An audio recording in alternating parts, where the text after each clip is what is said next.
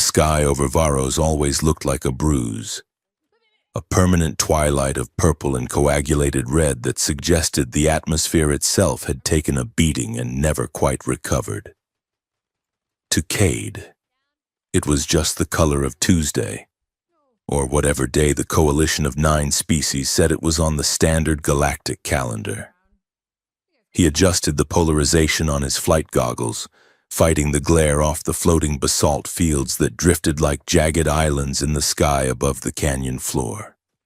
His ship, a retrofitted heavy lifter skiff he had affectionately named the Iron Mule, rattled violently as it punched through a thermal updraft.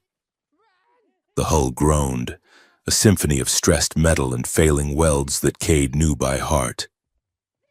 He ignored the warning light flashing amber on his dashboard. It had been flashing for 6 months. If the engine was going to blow, it would have done so back in the Sector 4 ion storms. Cade was 35 standard years old, though the war had etched lines into his face that suggested he was pushing 50. He had the look of a man who had seen everything go wrong at least twice. His hands, currently wrestling with the yoke of the mule, were stained with grease that no amount of sonic scrubbing could remove. He was a salvage pilot, a fancy term for a cosmic garbage man who picked through the bones of dead civilizations to fuel the living ones. The radio crackled, cutting through the ambient hum of the thrusters. It was an encrypted burst, static heavy and laced with the hiss of background radiation. Cade. "You copy?" came the voice. It was Jarek, a shadowy broker who operated out of a pressurized bunker in the southern waste. Cade tapped his throat mic. "I copy, Jarek. But unless you are calling to tell me my fuel credits cleared, I am busy trying not to fly into a mountain." "The credits are pending the job," Jarek said, his voice slick. "I have a retrieval. High priority. No questions." Cade sighed, the sound lost in the roar of the engines. On Varos, high priority usually meant high chance of death, and no questions meant the cargo was either illegal, radioactive, or politically radioactive. "I am a salvage pilot, Jarek, not a mercenary. If you want someone shot, call the guild. Not a hit," Jarek insisted. "A pickup. The Dragon's Teeth, Sector 12. The coalition just finished a ceremony there. They left behind refuse. I have a buyer for the scraps. The Dragon's Teeth." Cade felt a cold prickle at the base of his neck that had nothing to do with the cockpit's failing climate control. That was sacred ground, or cursed ground, depending on which local superstition you subscribe to. It was the site of an ancient shrine, a place where the planet's original inhabitants believed a great biomechanical beast slept beneath the crust. "That is a hot zone," Cade said, banking the mule hard to the left to avoid a drifting spire of rock. "Coalition patrols are thick as flies on a carcass." 5,000 fuel credits, Jarek said. "Untraceable." Cade straightened the ship out. 5,000 could buy him a new intake manifold. It could buy him a ticket off this rock, if he was willing to fly steerage on a livestock hauler. "Send the coordinates," Cade said. "But if I get vaporized, I am haunting your bunk." The coordinates uploaded to his nav computer a second later. Cade punched them in, and the mule banked toward the northern horizon, toward the jagged silhouette of the mountains known as the Dragon's Teeth. As he flew, the landscape below shifted from the industrial scars of human mining outposts, rusted excavators the size of city blocks, abandoned conveyor belts stretching like spinal cords across the dust, to the sleek, oppressive architecture of the occupation. The coalition of 9 species had arrived on Varos 10 years ago, claiming they were there to stabilize a frontier system teetering on anarchy. In reality, they were there for the Ethereum, a rare, volatile isotope that bled from the planet's core like blue gold. They publicly preached peace and unity while their strip mining machines chewed the planet down to the mantle. Beside Cade, a small, spherical drone detached itself from a magnetic lock on the dashboard. This was Mox. Mox was a smuggler unit Cade had salvaged from a crashed freighter 3 years ago. The drone's logic core was a mess of corrupted files and stolen personality subroutines, resulting in a distinct lack of self-preservation instincts and a surplus of unwanted commentary. "We are flying into restricted airspace," Mox chirped, its single optical sensor dilating as it scanned the horizon. "The probability of interception is 74%. The probability of you talking your way out of it is less than 3%. Never tell me the odds." "Mox," Cade muttered. "It is cliché.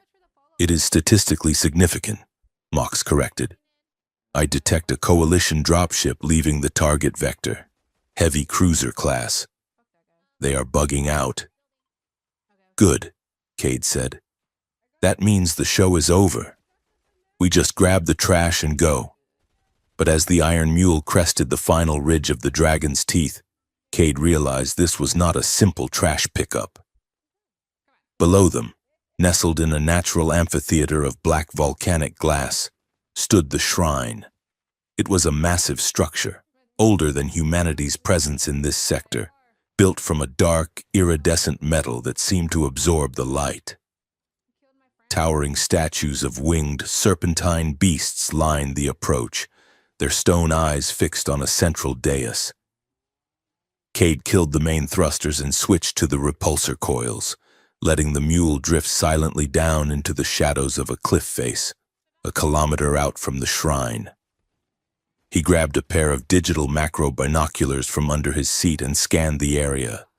The coalition troops were leaving, their armored transports kicking up clouds of red dust as they ascended toward the orbital platforms.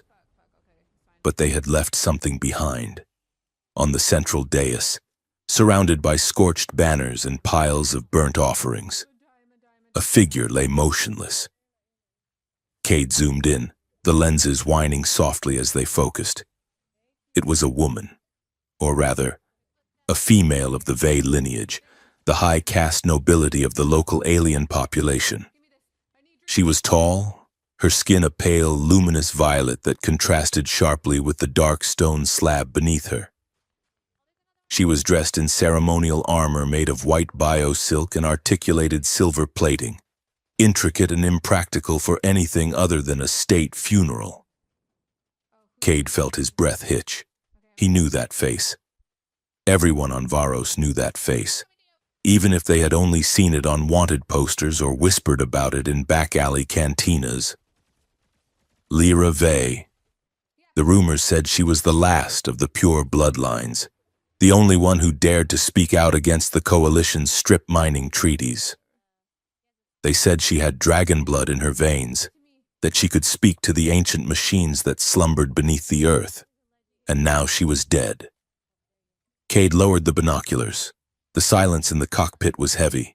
"Target identified," Mox said, its voice devoid of its usual sarcasm. "Subject, Lyra Vey. Status, deceased. Cause, execution by exposure. Protocol 7 Alpha." "What is Protocol 7 Alpha?" Cade asked, though he already knew. "Ritual sacrifice," Mox said. "The Coalition uses it to terrify the indigenous population. They claim the victim is an offering to the guardian beast. It is a way to mock the local religion while removing a political dissident." "They murdered her," Cade said quietly. He felt a wave of nausea, a mix of anger and the old, familiar weariness of war. He had seen enough dead bodies to fill a cargo hauler. But this felt different. It was theatrical. It was cruel. He looked through the lenses again. The wind was whipping her long silver hair across her face. She looked peaceful, like she was just resting between battles. "We should go," Cade said, his voice rough. "This is not a salvage job. This is a graveyard." He reached for the ignition sequence, intending to fire up the main thrusters and get the hell out of there. He did not get involved in politics. He did not get involved in martyrs. That was the first rule of survival on the frontier. But his hand stopped halfway to the switch. Through the magnified view of the binoculars, he saw something impossible. The wind had died down for a second, settling the dust. On the dais, the air around Lyra Vey shimmered. It was faint, barely visible against the twilight. But Cade had eyes trained to spot microfractures in hull plating from 100 meters away. It was a heat haze. "Mox, scan the body again," Cade commanded. "Thermal imaging. Scanning." Mox whirred. A beat of silence passed. "Results inconclusive," the drone reported. "I am detecting a thermal pocket. It might be residual heat from the stone slab. Or what? Or it is metabolic heat," Mox said. "But that is impossible. The atmospheric exposure alone would have terminated her biological functions 20 minutes ago." Cade stared at the figure on the dais. The official story, broadcast on every coalition channel for the last hour, was that Lyra Vey had been executed for treason, a public example, a corpse left to rot as a warning. But her skin looked too pristine. There was no blood, no visible wounds. And that shimmer, it looked like the faint distortion field of a stasis generator. But there was no tech visible on the slab. Just then, the radio crackled again, picking up a bounce from a local scavenger frequency, probably some locals watching from the caves too afraid to approach. The voice was a whisper, trembling with fear and reverence. Aliens murdered the girl and left her as an offering to the dragon. But when the thirsty human saw, the transmission cut out, swallowed by static. "When the thirsty human saw what?" Cade muttered. "When the thirsty human saw a payday," Mox offered unhelpfully. "Or perhaps when the thirsty human saw a tragic romance and decided to do something stupid. You are the thirsty human in this scenario, Cade, and you have that look on your face." "What look?" "The look that precedes us getting shot at," Mox said. Cade gritted his teeth. He looked at the fuel gauge. He looked at the desolate horizon where the coalition ships had vanished. And then he looked back at the girl on the slab. If she was dead, she deserved a burial, not this, not being left as carrion for the sky eels. And if she wasn't dead... "I am going down there," Cade said. "I knew it." Mox sighed, its servos drooping. "Goodbye. Structural integrity." "It was nice knowing you." Cade waited until the sun dipped fully below the jagged horizon, plunging the dragon's teeth into a darkness that was only broken by the faint bioluminescent lichen clinging to the rocks. He brought the iron mule in low, flying on repulsors only, the engine barely a whisper. He landed the skiff behind a crumbling pillar, 50 meters from the dais. "Stay with the ship," Cade ordered, grabbing his kinetic rifle and a portable maglite. "Keep the engines hot." "I will prepare the eulogy," Mox replied. Cade stepped out onto the volcanic glass. The air was freezing thin and sharp in his lungs. He activated the seals on his flight jacket and moved into a crouch, scanning the perimeter. The silence was absolute. No wind, no animals, just the oppressive weight of the massive dragon statues towering overhead, their stone wings blotting out the stars. He moved quickly, darting from cover to cover until he reached the base of the dais. Up close, the smell of ozone and burnt incense was overpowering. He climbed the stone steps, his rifle raised. Lyra Vey lay before him. She was smaller than she had looked through the binoculars. Delicate, her features were sharp, alien but undeniably beautiful, with high cheekbones and markings that ran down her neck like circuitry. The bio-silk armor she wore was a masterpiece of craftsmanship, shimmering with a pearlescent luster even in the dark. Cade stood over her, his breath fogging in the cold air. He felt that pull again, a strange magnetism that seemed to vibrate in his chest. It was not just attraction, though she was stunning. It was a sense of wrongness. The universe did not put things this perfect in a place this dead without a reason. He reached out, hesitating, then touched her cheek with the back of his gloved hand. He expected ice. He expected the stiffness of rigor mortis. Instead, he felt warmth. It was faint, like a dying ember, but it was there. And beneath his hand, he felt a vibration. A low, rhythmic hum that seemed to be coming from the stone slab itself, sinking with a pulse in her neck. "She's alive," Cade whispered. He pulled off his glove and pressed his fingers to the side of her neck. Her skin was soft, impossibly smooth. He felt a pulse. It was slow, dangerously slow. Perhaps one beat every 10 seconds, but it was strong. She was not dead. She was in some kind of suspended metamorphosis. The coalition hadn't executed her. They had frozen her, trapped her between life and death. Why? Why leave her here unguarded if she was still alive? Unless the shrine itself was the guard.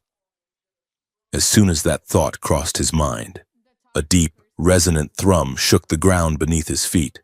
The black stone of the dais began to glow with vein-like lines of amber light. Cade jumped back, raising his rifle. The dragon statues surrounding the amphitheater illuminated. Their eyes flared with red energy. "Warning!" Mox's voice screamed over the comms. "Massive energy spike detected. The shrine is active. We have company." Cade looked up. From the shadows of the canyon walls, shapes were detaching themselves. Automated sentry drones, ancient and spider-like, waking up from centuries of sleep. And in the distance, the whine of coalition turbines returning. They had been watching. It was a trap, or a test. Cade looked down at Lyra. If he left her, the cold would take her, or the coalition would come back to finish the job. If he took her, he was declaring war on the most powerful military force in the sector. He looked at her face, calm and silent amidst the rising chaos. "Aliens murdered the girl," the voice in his head repeated. "Not today," Cade growled. He slung his rifle and scooped her up. She was lighter than he expected, her body rigid in its stasis. He held her close against his chest, feeling the hum of her bio-armor against his own pounding heart. "Mox, bring the mule in. Now!" "I am trying," Mox yelled. "The nav computer is having a panic attack." A beam of red energy sliced through the air, vaporizing the stone step inches from Cade's boot.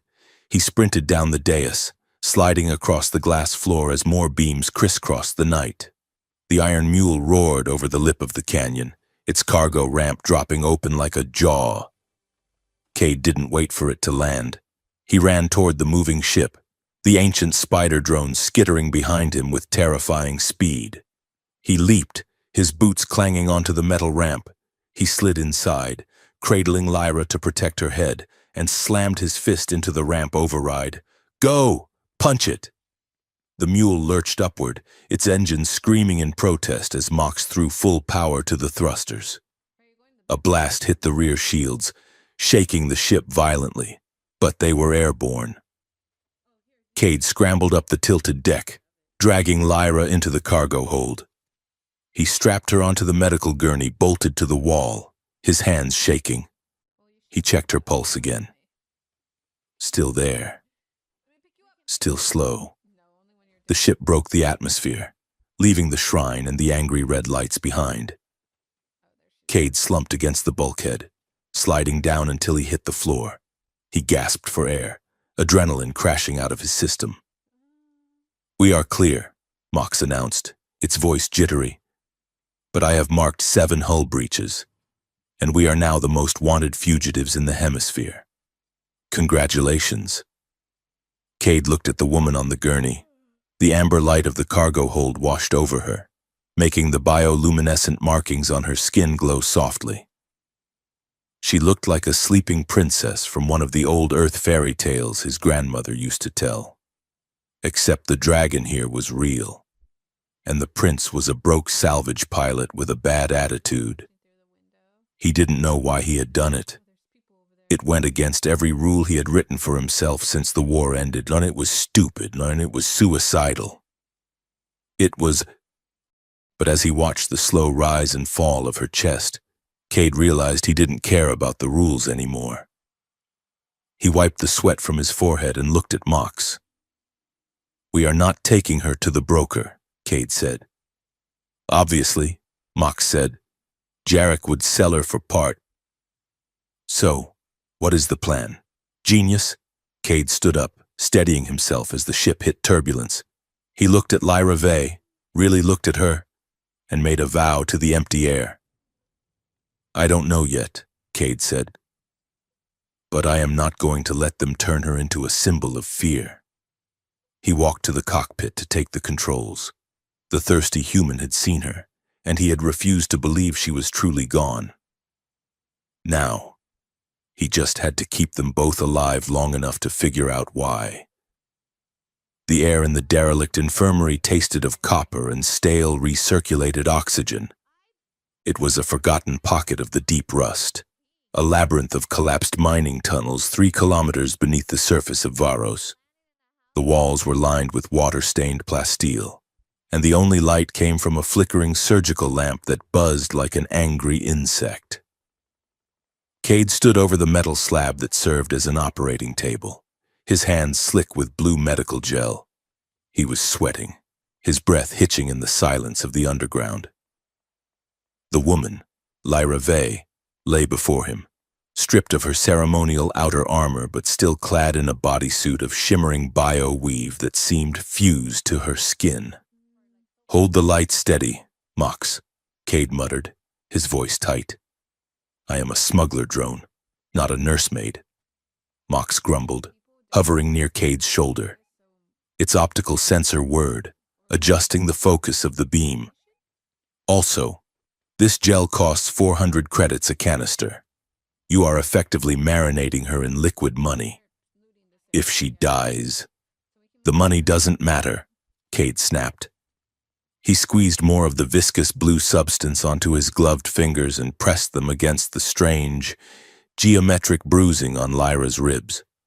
The gel hissed as it made contact, reacting to her alien physiology with a plume of cold steam.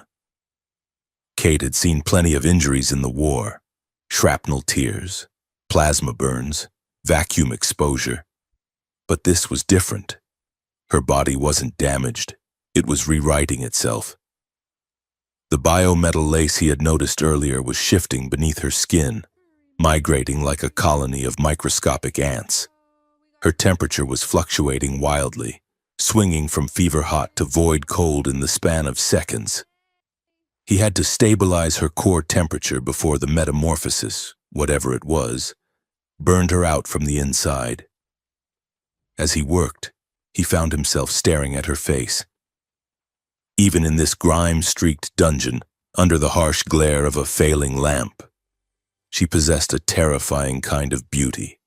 Her features were sharp, aristocratic, defined by centuries of selective breeding and genetic sculpting. Her skin held a faint violet luminescence that pulsed in time with her slow, heavy heartbeat. He felt like a vandal touching a piece of art with dirty hands. He was a salvage pilot who smelled of engine grease and cheap coffee. She was a creature of myth, a daughter of the high spires. Suddenly, Lyra gasped. It was a sharp intake of air that sounded like a seal breaking. Her eyes flew open. They were not white like a human's, but a solid, swirling nebula of gold and indigo. She sat up with a speed that startled Cade, her hand snapping out to grip his wrist. Her strength was shocking, crushing the bones of his forearm until he winced. "Unhand me." "Servant," she hissed. Her voice was distorted, layered with a harmonic resonance that vibrated in Cade's teeth. She spoke in the high dialect of the Vey, a language of clicks and flowing vowels that Cade barely understood. "Hey, easy," Cade said, trying to pry her fingers loose without hurting her. "You are safe. I am not a servant. I am the guy keeping you from turning into a statue." Lyra blinked, the gold in her eyes swirling chaotically. She looked around the dirty room, her gaze landing on the rusted surgical tools, the dripping pipes, and finally, Mox. "A construct," she whispered, her voice trembling. Where is the shrine? The dragon protocol. It was initiated. The shrine is gone, Cade said, stepping back as she released him. Or rather, we are gone. I pulled you off the slab before the coalition could finish their little show. Lyra swung her legs over the edge of the table. She tried to stand, her posture instinctively regal, her chin lifted as if she were addressing a senate, but her legs betrayed her. She crumpled forward. Cade caught her. He took her weight, his arms wrapping around her waist. For a second, they were pressed together, the cold dampness of the room forgotten. He could feel the heat radiating from her, the sheer alien power humming beneath her skin. He looked down, and she looked up, her golden eyes wide with confusion and a sudden piercing vulnerability. "Do not touch me," she murmured, but she didn't pull away. She couldn't. "I have to touch you to catch you." "Your Highness," Cade said, his voice dry to mask the sudden thumping of his heart. "Unless you want to face-plant into the floor grating, that is not very majestic." Lyra steadied herself, pushing gently against his chest to regain her balance. She looked at her hands, watching the blue med gel absorb into her pores. "You are human," she said, as if identifying a rare and slightly distasteful insect. "Why would a human interfere with the ascension?" "Because they were leaving you to rot," Cade said, grabbing a rag to wipe his hands. "They said you were executed. Treason. They left you as dragon bait." Lyra's expression hardened. The confusion vanished, replaced by a cold, sharp intelligence. "They did not execute me," she said, her voice dropping to a steel whisper. "They forced the metamorphosis. They induced the chrysalis state early." "What does that mean?" Cade asked. "It means I was not dying," she said. "I was evolving. The coalition knows that my bloodline carries the resonance key. They needed me removed from the political equation, but they could not risk spilling my blood on the shrine. That would have triggered a defensive purge by the planetary guardian. So, they trapped me in the change, paralyzed and helpless, and left me as a warning." She looked at Cade, her gaze dissecting him. "If you had not moved me, the cold would have shattered my stasis field within another hour. I would have died. So, I saved your life," Cade summarized. "You are welcome, by the way." Lyra looked at him, her head tilting slightly. "You are a thief. You stole me. I salvaged you," Cade corrected. "There is a difference." Before Lyra could respond, Mox floated between them, projecting a holographic screen into the air. "Hate to interrupt the cultural exchange," Mox chirped, "but you two should see this. I just hacked the local news feed." The hologram flickered to life. It showed a reporter from the Coalition Press Corps standing in front of the Dragon's Teeth Shrine. The image was crisp, high-definition propaganda. The traitor Lyra Vey was executed this evening for crimes against the Interstellar Peace Treaty, the reporter said smoothly. Her body was offered to the ancient superstitious site known as the Dragon's Shrine, where it was consumed by local scavengers. The coalition remains committed to stability. The footage cut to a grainy, fabricated clip. It showed a body, Lyra's body, lying on the dais. Then digital shadows swarmed over it, and the body vanished, implying it had been eaten by beasts. "They are erasing you," Cade said, watching the screen. Lyra stared at the image of her own death. Her hands clenched into fists, and the bioluminescent markings on her arms flared with a bright, angry violet light. "They need me dead to legitimize their claim," Lyra said. "As long as a Vey of the first line lives, the planetary sovereignty cannot legally be transferred to the coalition mining corporations. They are stripping Varos of Ethereum, and I was the last legal obstacle." "So you are a walking lawsuit," Cade said. "Great." "I am the Queen of Varos," Lyra corrected, her voice icy. "And you, pilot, have just kidnapped the only hope this planet has of avoiding total enslavement." "I did not kidnap you." Cade threw his hands up. "I rescued you, and honestly, the gratitude is underwhelming." "Alert," Mox interrupted, the hologram turning red.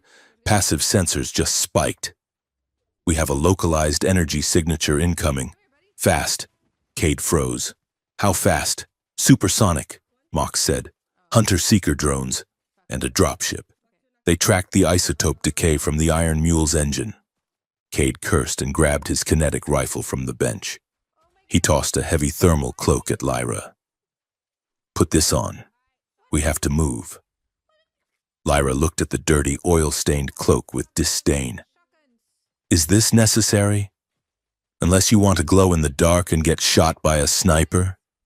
"Yes," Cade said. He didn't wait for her to argue. He grabbed a satchel of supplies and kicked the door open. The corridor outside was dark, filled with the groaning of settling rock. "Can you run?" Cade asked. Lyra pulled the cloak around her shoulders, masking her radiance. "I can fly, pilot, but in these tunnels, running will have to suffice." They sprinted down the corridor, Mox zipping ahead to scan for structural weaknesses. The facility shook as a heavy concussion blast hit the surface 3 kilometers above. Dust rained down from the ceiling.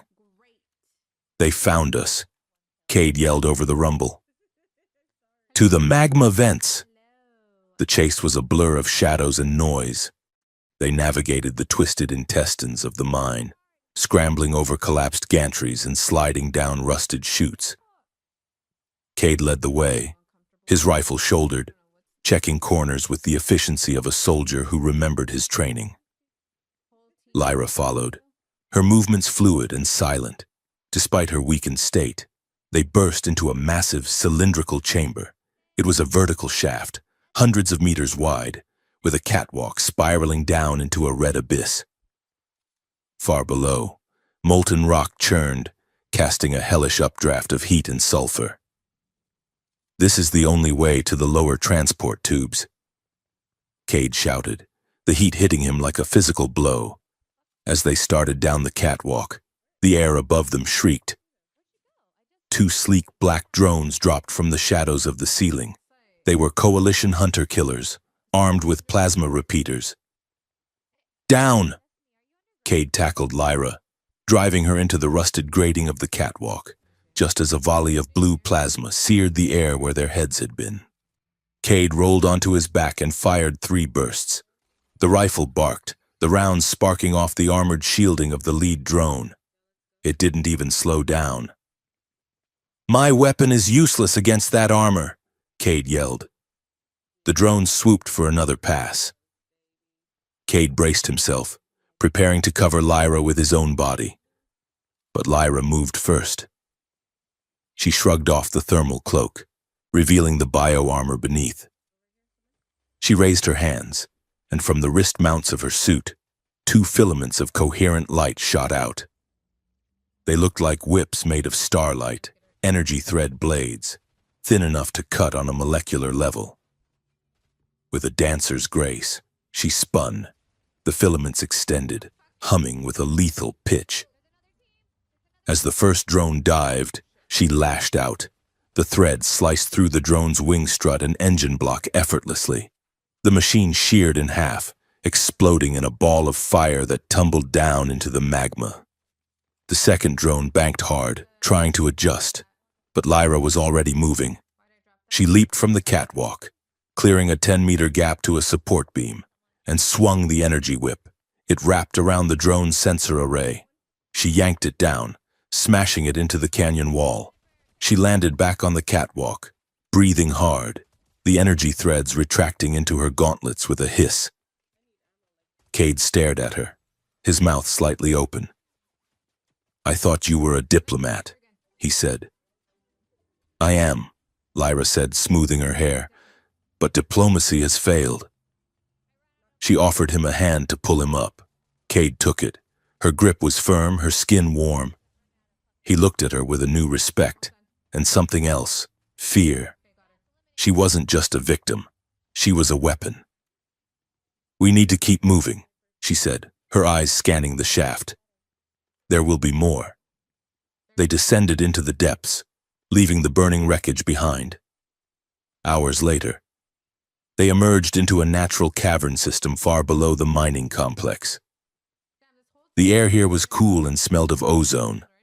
The walls were lined with massive, translucent crystals that grew in jagged clusters, pulsating with a soft, rhythmic light. "These are zircon crystals," Lyra whispered, her voice filled with awe. Cade leaned against a rock formation, exhausted. He slid down to a sitting position, checking his rifle's power cell. "Are they radioactive?" he asked wearily. "No," Lyra said, walking toward a large cluster. "They are psycho-reactive. They echo the neural patterns of sentient beings nearby. They are the memory of the planet." As she spoke, the crystals around her shifted color, turning a soft, mournful blue. They were reflecting her grief, her exhaustion.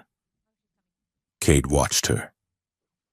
She had discarded the heavy cloak, and in the dim light of the cave she looked ethereal. The dirt and grime of the escape only made her seem more real, less like a statue and more like a woman. He felt a tightness in his chest. He had spent 10 years pushing people away, keeping his world small and manageable. A pilot, a drone, and a ship. Simple. This was not simple. Lyra turned to look at him. The crystals near Cade flickered with a warm amber hue, the color of protective instinct, of attraction. "Your thoughts are loud, pilot," she said softly.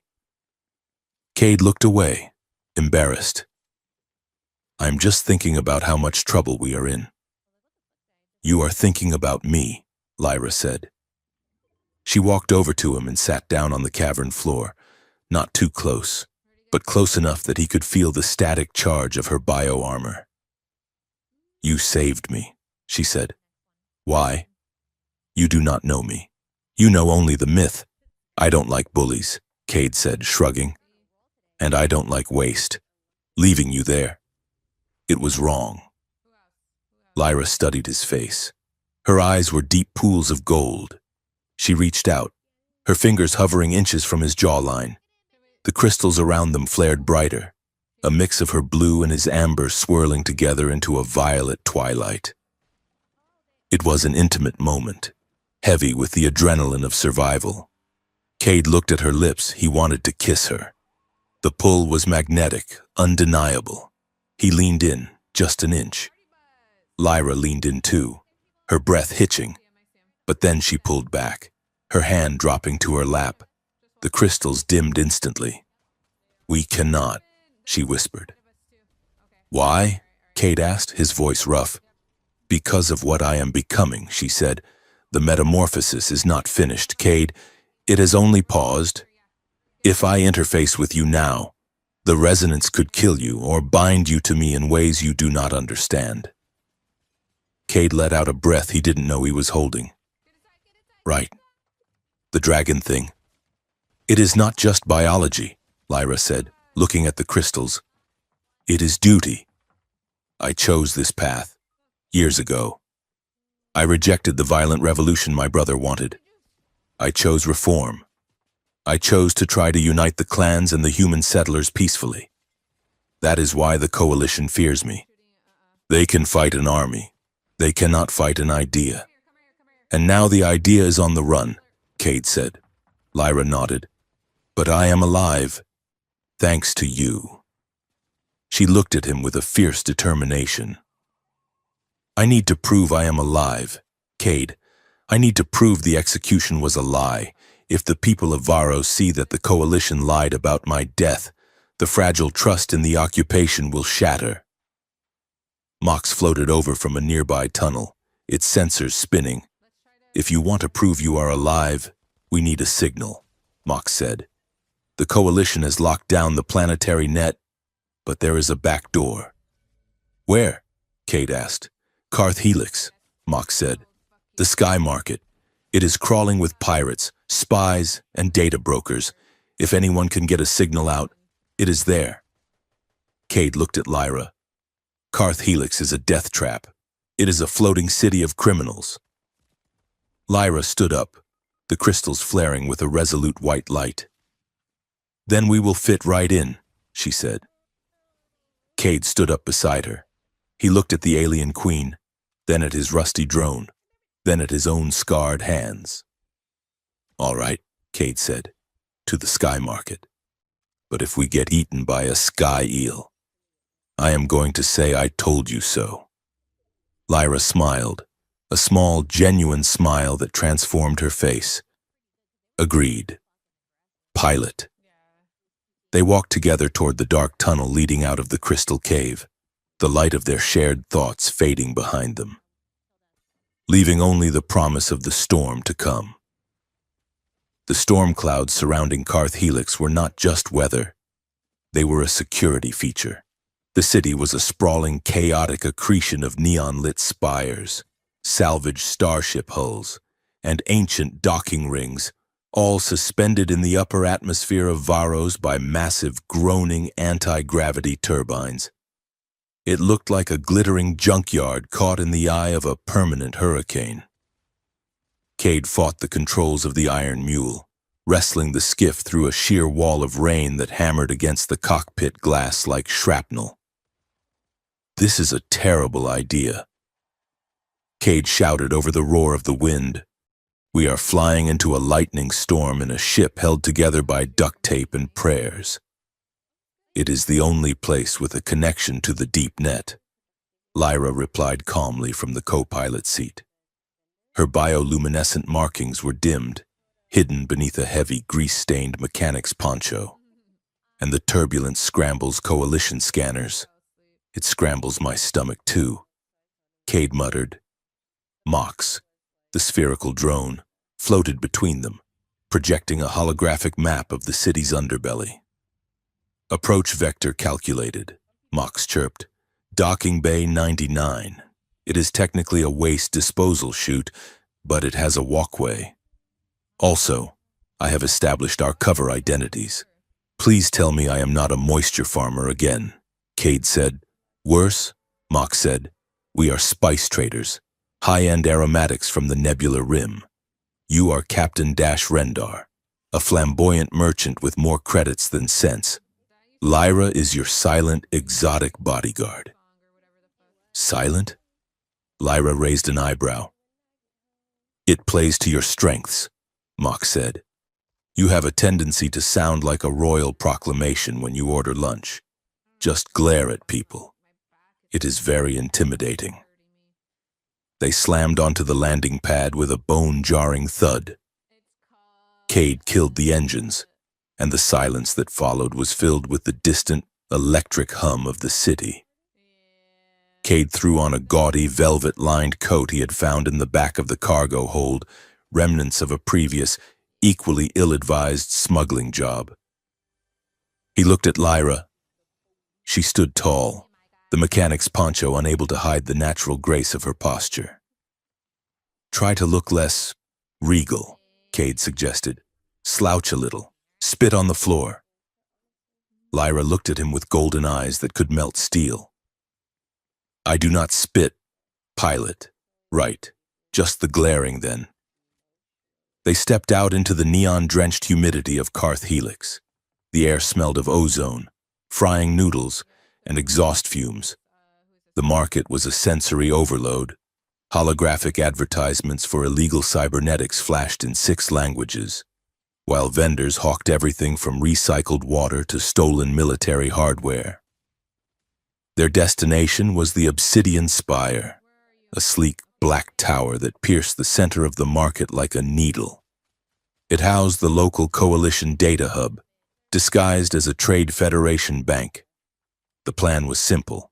Get in, access the secure terminal, upload the footage of Lyra's execution to the galactic news feeds, and get out before anyone realized the dead princess was walking around. They reached the security checkpoint at the base of the spire. A bored-looking coalition officer, a reptilian species with heavy eyelids, held up a hand. Papers. The officer grunted. Cade stepped forward, flashing a blindingly fake smile and sweeping his velvet coat back with a flourish. Greetings, my good sentient. Captain Rendar at your service. I have a shipment of Altarian sun pepper that simply must be catalogued for the auction. It is extremely volatile. If I wait out here in this humidity, it will explode. Flavorfully. Of course. The officer blinked, looking at the datapad Mox had hacked to show a valid trade license. Sun pepper, the officer asked. I have never heard of it. Rare vintage, Cade improvised, his voice cracking slightly. Harvested from the, solar winds of the Gamma sector, very spicy, very expensive. My bodyguard here handles the heavy lifting because the fumes make me weep with joy. He gestured to Lyra. She stared at the officer. She did not blink. She did not smile. She simply radiated a silent, terrifying intensity. The officer shifted uncomfortably. Move along, the officer muttered, waving them through. As they walked into the cool, air-conditioned lobby, Lyra leaned toward Cade. Flavorfully explode, she whispered. That was your strategy? It worked, didn't it? Cade whispered back, wiping sweat from his forehead. I possess undeniable charisma. I calculate a 90% chance the officer just wanted you to stop talking, Mox noted, floating invisibly in Cade's pocket. They made their way to the lift. The plan required them to meet a contact on the 40th floor, Senator Sareth Dune. Sareth was a politician from the neutral systems who had long criticized the coalition's occupation of Varos. Lyra believed he was their only ally in the upper echelons of government. The lift doors opened into a private lounge that oozed wealth. The floor was made of transparent plasteel, looking down 3,000 feet into the storm below. Floating gravity chairs drifted around a central bar. Senator Sareth Dune stood by the window, swirling a glass of blue nectar. He was a tall, slender humanoid with silver skin and eyes that looked like polished mirrors. He turned as they entered, his expression shifting from boredom to shock, and then to a practiced, smooth warmth. Lyra, he breathed, setting his glass down. The rumors were true. Senator, Lyra said, stepping forward. She pulled back the hood of her poncho, revealing her face. Sareth moved quickly, taking her hands in his. We thought you were gone, he said. The broadcast, it was brutal. It was a lie, Lyra said, her voice steady. But I am not here for condolences. Sareth, I need access to the vault. I need to broadcast the truth. Sareth nodded, his mirrored eyes reflecting Lyra's determined face. Of course. The coalition has tightened security, but my clearance is still active. However, he paused, looking at Cade. Who is this? A mercenary? I am her pilot, Cade said, stepping up beside Lyra. He didn't like Sareth. The guy was too smooth, too clean. He smelled like expensive soap and lies. He saved my life, Lyra said. He is trusted. Sareth smiled, but it didn't reach his eyes. Very well. If he is with you, he is with me. Sareth led them to a private terminal in the back of the lounge. He keyed in a complex sequence of codes. This will get you into the primary data stream. Sareth said. But be quick. The coalition algorithms sweep the system every 10 minutes. Mox interfaced with the terminal, its small frame lighting up as it chewed through the encryption. I am in, Mox announced, accessing the execution files. Wait. What is it? Cade asked, watching the door. There are encryption layers here I have never seen, Mox said. This is not just a military operation. These are archaeological files. Download everything, Lyra commanded.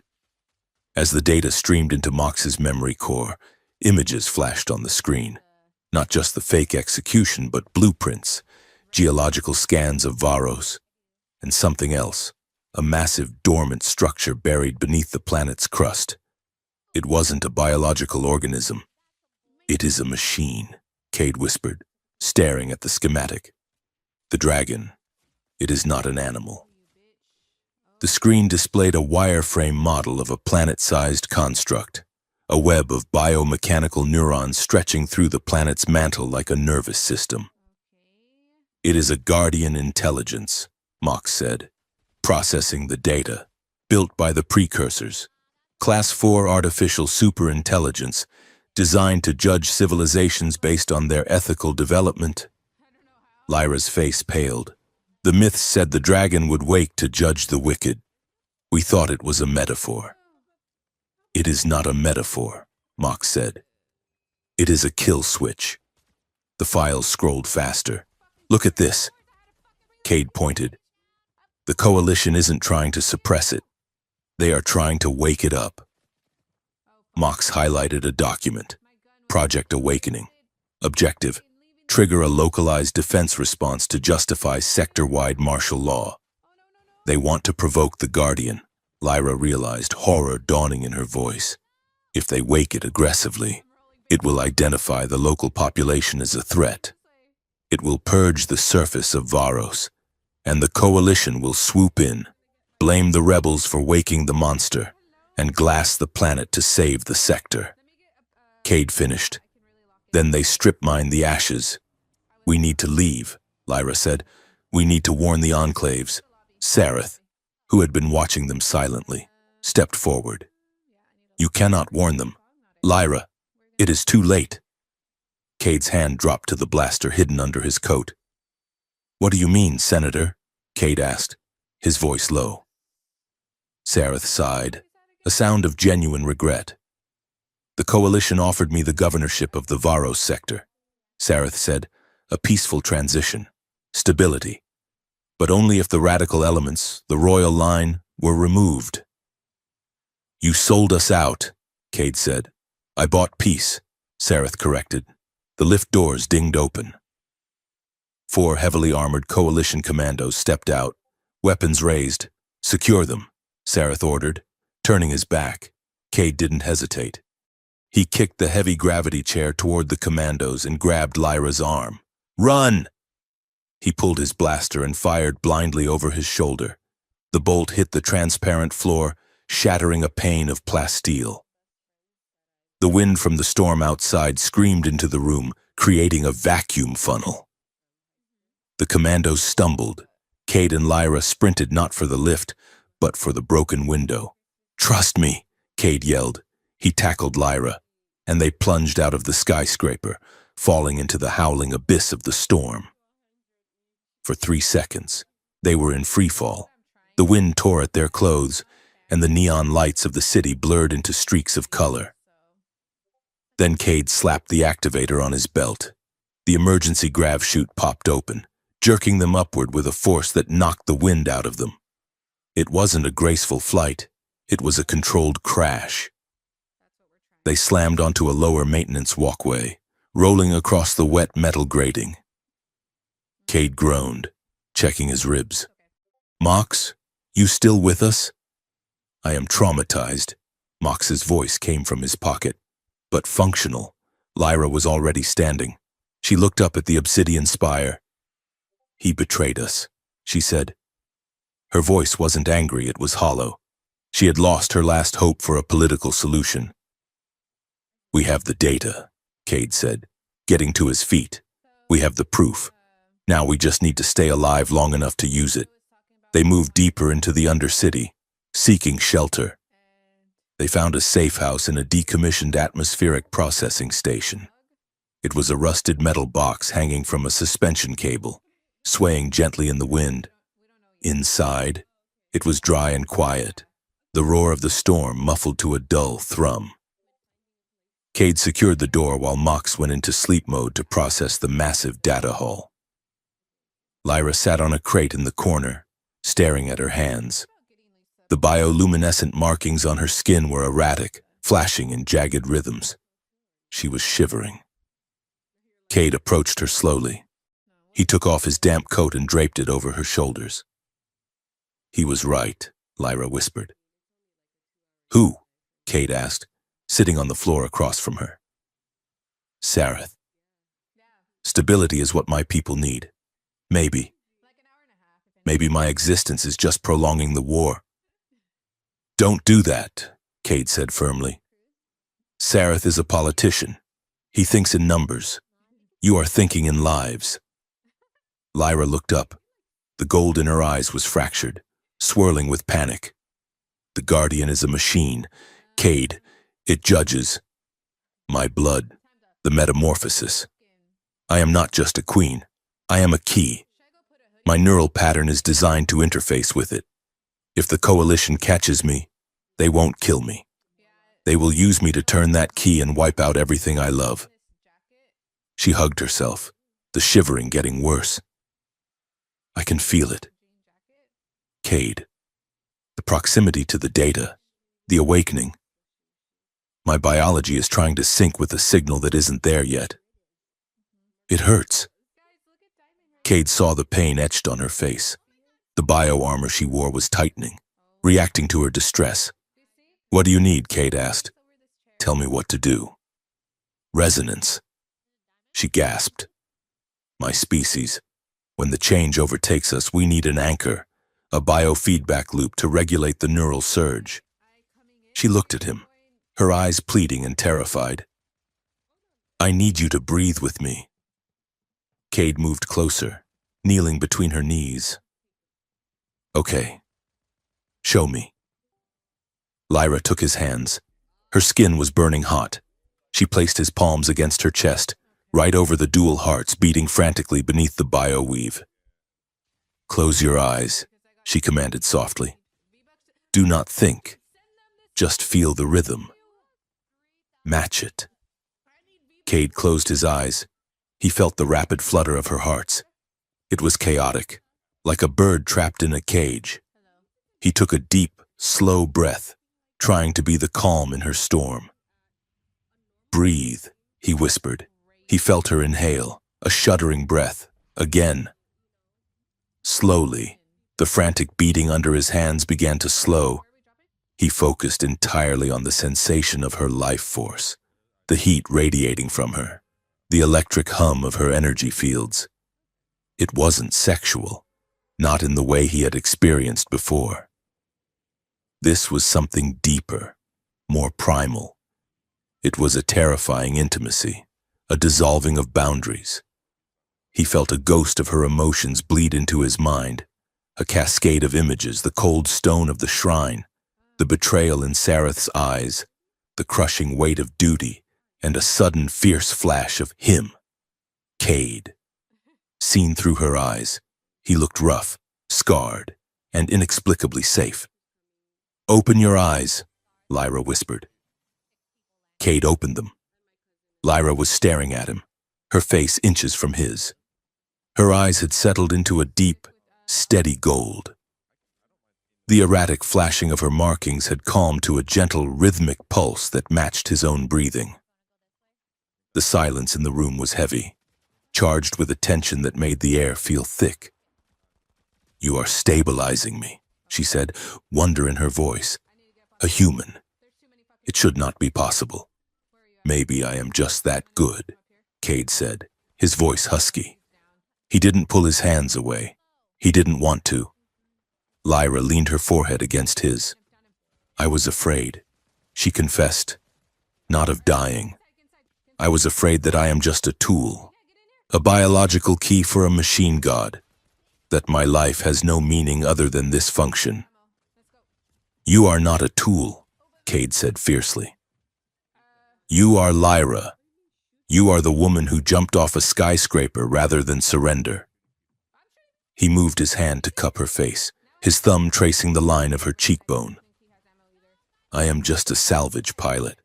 Lyra, I don't believe in prophecies, but I believe in you.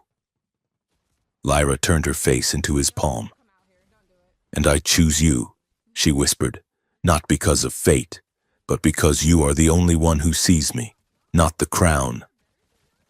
They stayed like that for a long time, breathing in the quiet dark, the storm outside forgotten.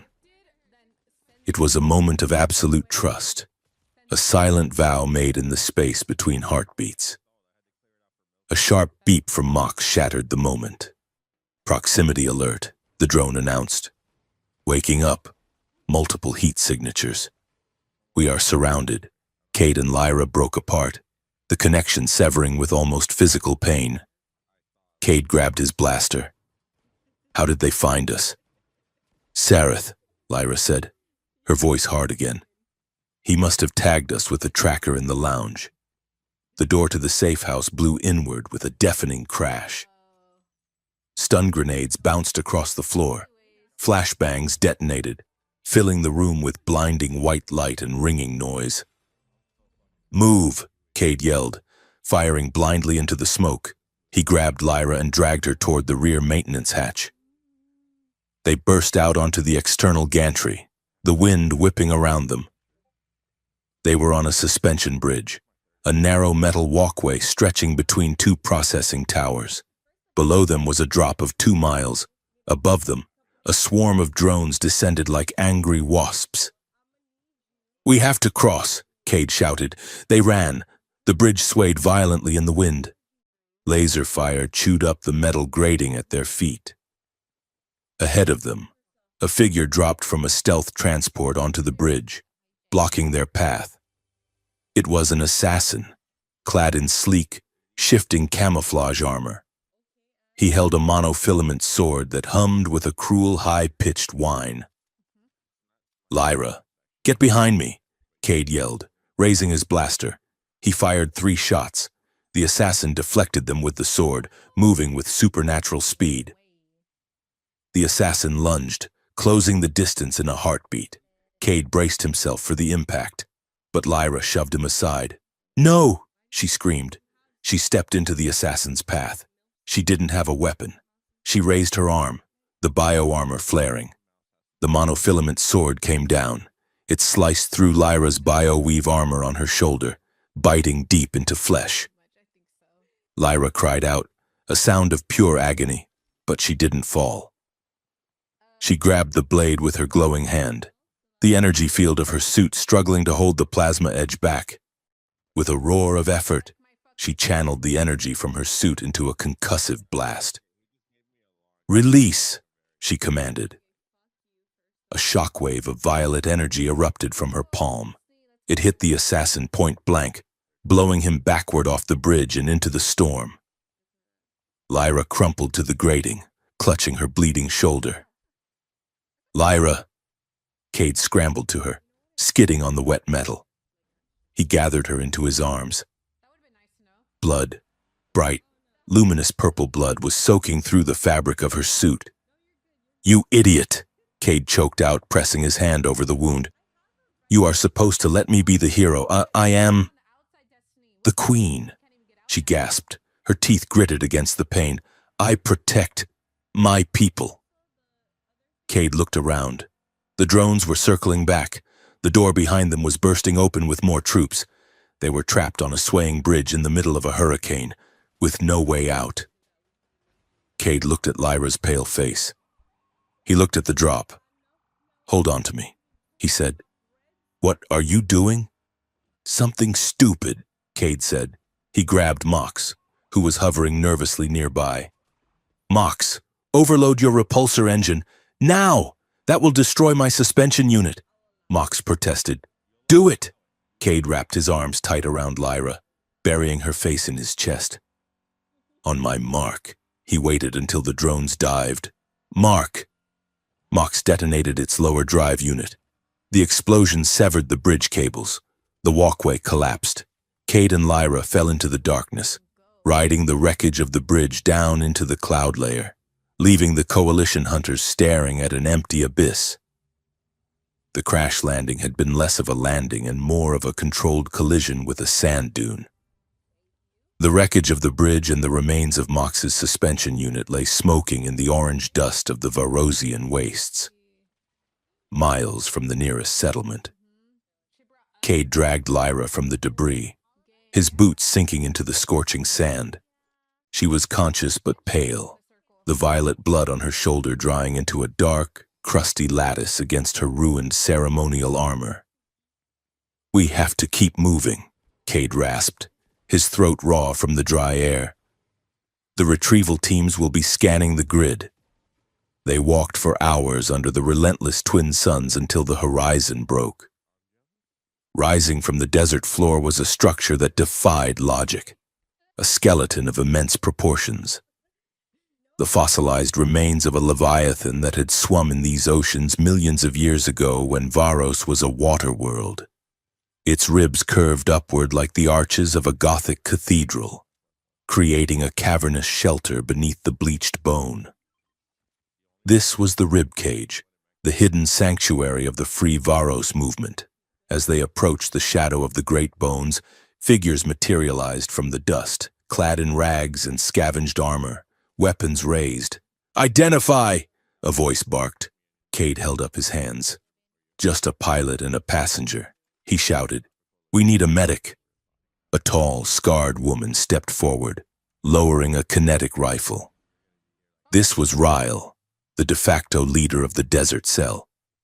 Her eyes narrowed as she looked at Cade, and then widened as they landed on Lyra. "By the dust," Ryle whispered. "It is her." The rebels lowered their weapons, but the atmosphere did not relax. It tightened. Cade felt it immediately, a mix of awe and simmering resentment. To some, Lyra Vey was a goddess returned from the dead. To others, she was the daughter of the regime that had let them starve long before the aliens arrived. They were ushered into the cool, cavernous interior of the fossil. The rebel base was a shanty town built into the marrow of the beast, lit by chemical lanterns and the hum of stolen generators. Cade brought Lyra to the medical tent, a canvas structure smelling of antiseptic and despair. As the medics worked to clean the plasma burn on her shoulder, Cade stood guard at the entrance, his hand never straying far from his holster. "She survived?" Ryle asked, approaching him. "The news said she was dragon bait." "She is hard to kill," Cade said, watching the medics work. "She is a Vey," Ryle spat, though her voice was low. "Her family sat in the high spires while we mined the salt. Do not expect everyone here to bow. Pilot. Some of us remember the taxes more than the myths." Cade looked at Ryle. He understood that anger. He had felt it himself when he first saw the luxury of the capital. "She is not her father," Cade said. "And right now she is the only thing standing between you and an orbital bombardment." Later that night, the camp gathered in the central hollow of the ribcage. A fire burned in a pit, casting long, dancing shadows against the ancient bone walls. Lyra emerged from the medical tent. Her arm was in a sling, and she wore rough, borrowed fatigues that hung loosely on her frame.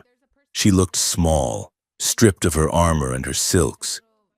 But when she walked into the circle of light, the chatter died instantly. She did not take the raised dais.